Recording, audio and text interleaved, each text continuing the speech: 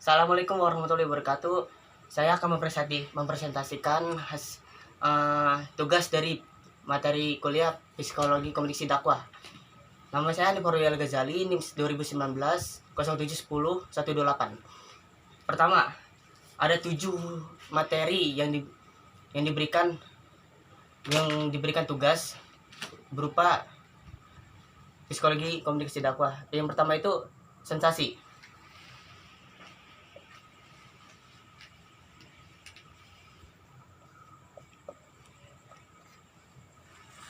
Maaf kalau tulisannya jelek, memang seperti ini.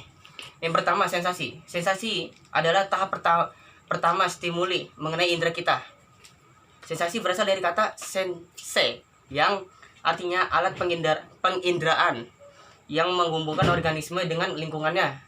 Menurut Dennis Kohn, sensasi adalah pengalaman elementer yang segera, yang tidak memerlukan pengguruan verbal, simbolis, atau konseptual, dan terutama sekali berhubungan dengan kegiatan alat indera. Bisa berupa aja dalam alat indera tersebut. Lalu kedua, persepsi.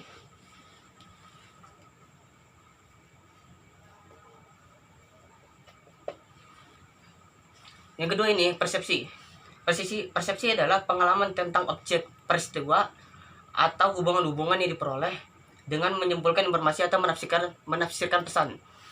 Nah, faktor eksternal dari persepsi ini yaitu pertama, gerakan tubuh. Jadi kalau kita menggerakkan tubuh, itu sudah termasuk untuk memberikan informasi berupa persepsi. Jadi kalau kita bergerak, maka persepsi kita kepada orang lain itu bisa berubah-ubah, bisa bermacam-macam malah jenisnya. Kedua, intensitas, stimulus atau stimulus intensity. Kita akan memerhatikan stimuli yang menonjol dan stimuli yang lain. Ya, semacam kayak memunculkan seperti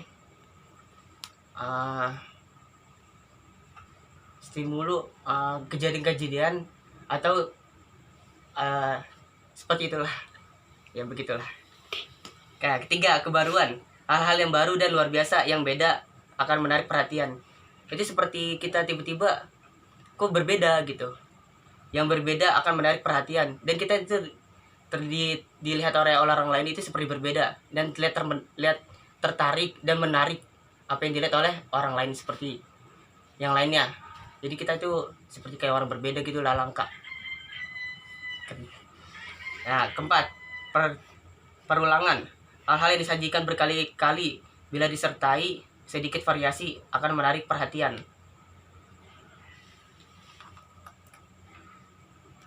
Lalu ketiga, memori atau ingatan.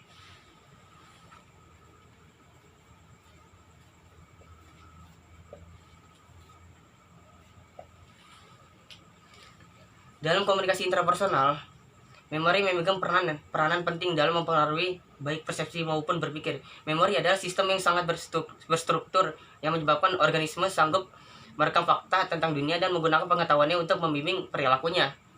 Ciri-ciri memori ada 3. Pertama, pengingatan, pengenalan, dan ketiga, belajar lagi. Pertama itu pengingatan. Jadi kalau kita ingat akan sesuatu kejadian, itu disebut dengan memori. Kita bisa mengingat itu kejadian yang pernah kita alami sebelumnya. Kedua, pengenalan. Kita kalau sudah mengenal seseorang, itu kita kan bisa muncul memori yang dulu. Seperti kayak pengingatan. Contohnya sebagai pengingatan. Ketiga, belajar lagi.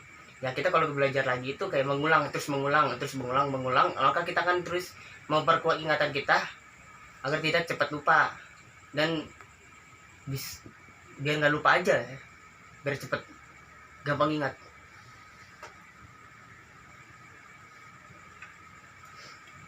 Dan ada 4 tipe dalam memori. Pertama, tipe kepribadian. Yaitu kepribadian atau personality dapat didefinisikan sebagai keseluruhan cara di mana seseorang bereaksi dan berinteraksi dengan lingkungan ataupun di individu lainnya. Faktor-faktor yang menentukan kepribadian seseorang dapat berasal dari keturunan, yaitu faktor genetik seorang individu dan faktor lingkungan di mana orang tersebut itu tinggal. Jadi kalau kepribadian itu tergantung dari lingkungan dan genetik tersendiri. Kalau memang itu lingkungannya kayak keras ataupun tidak keras, itu tergantung lingkungan. Kita tinggal menghadapinya aja gitu. Lalu kalau sesuai dengan genetik keturunan, ya itu bisa apa aja, terserah. Tapi kita tinggal bisa sanggup menyanggupinya gak atau tidak. Kalau memang sikap kita seperti itu perbedaannya, jadi jalanin aja. 2. Sifat berhati-hati. Individu yang memiliki dimensi kepribadian ini cenderung lebih berhati-hati dalam melakukan suatu tindakan ataupun penuh pertimbangan dalam mengambil sebuah keputusan. Mereka juga memiliki disiplin diri yang tinggi dan dapat dipercaya. Nah, sifat kebalikan dari sifat berhati-hati adalah individu yang cenderung kurang bertanggung jawab, terburu-buru, tidak teratur, dan kurang dapat diandalkan dalam melakukan suatu pekerjaan. Ketiga, ekstraversi. Dimensi kepribadian ekspresi ini berkaitan dengan tingkat kenyamanan seseorang dalam berinteraksi dengan orang lain. Karakteristik positif individu extraversion adalah senang. Jadi kalau kita senang, maka kita akan nyaman dengan seseorang kalau kita dalam berinteraksi dengan orang tersebut. Keempat, neurotisme. Neurotisme adalah dimensi kepribadian yang menilai kemampuan seseorang dalam menahan tekanan atau stres. Karakteristik positif dari neurotisme tersebut dengan emotional stability. Individu dengan emosional yang stabil cenderung tenang saat menghadapi masalah, percaya diri, memiliki pendirian yang teguh. Lalu kelima, komunikasi kelompok. Jeda dulu. Capek gua. Bilang dia ngomong. Dah. Kelima, itu komunikasi kelompok.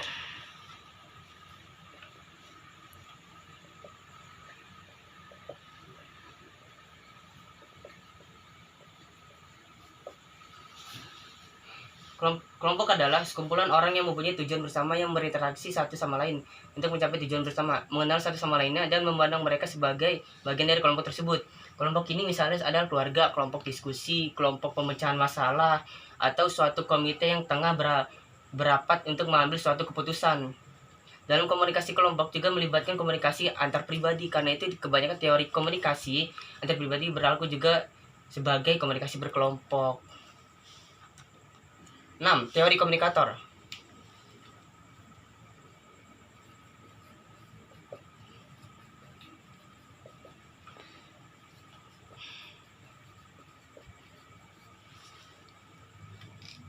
Teori tentang komunikator mempelajari tentang bagaimana individu bertindak sebagai komunikator dalam proses komunikasi. Pertanyaan-pertanyaan inti yang muncul di sini adalah mengapa setiap individu memiliki gaya komunikasi yang berbeda?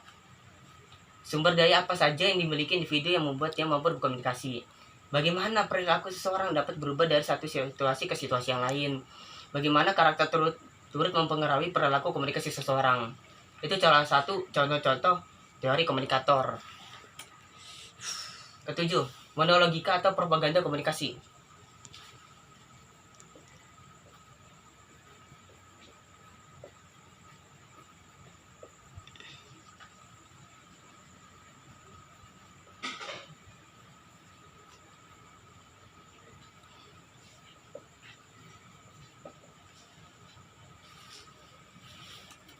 Monologika atau propaganda komunikasi yaitu yang dalam propaganda dari bahasa Latin, artinya modern propagare, yang berarti mengembangkan atau memekarkan rangkaian pesan yang bertujuan untuk mempengaruhi pendapat dan kelakuan masyarakat atau sekelompok orang.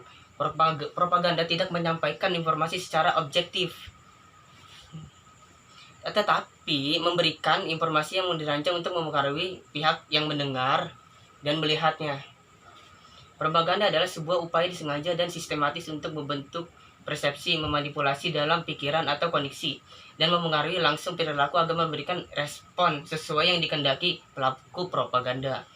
Nah, salah satu contoh propaganda ini adalah ketika kandidat anggota DPR secara terang-terangan berusaha memperoleh suatu suara dalam pemilihan.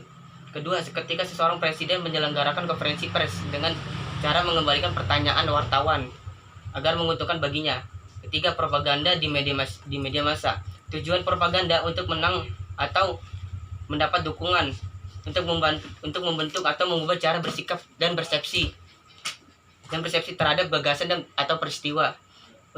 Ketiga, untuk memperlemah atau mengurangi pemerintah asing yang tidak bersahabat atau kebijakan program mereka. Itu salah satu tujuan dari propaganda. Salah satu dasarnya seperti itu. Nah, oke, ini sudah 7 materi yang diberikan oleh dosen saya. Sudah saya jelaskan 7 materi. Terima kasih. Mohon maaf kalau ada kesalahan karena saya juga masih belajar. Jadi tolong dimaklumin. Nun wa qal misturun bila hisabil haq fastabiqul khairat. Wassalamualaikum warahmatullahi wabarakatuh.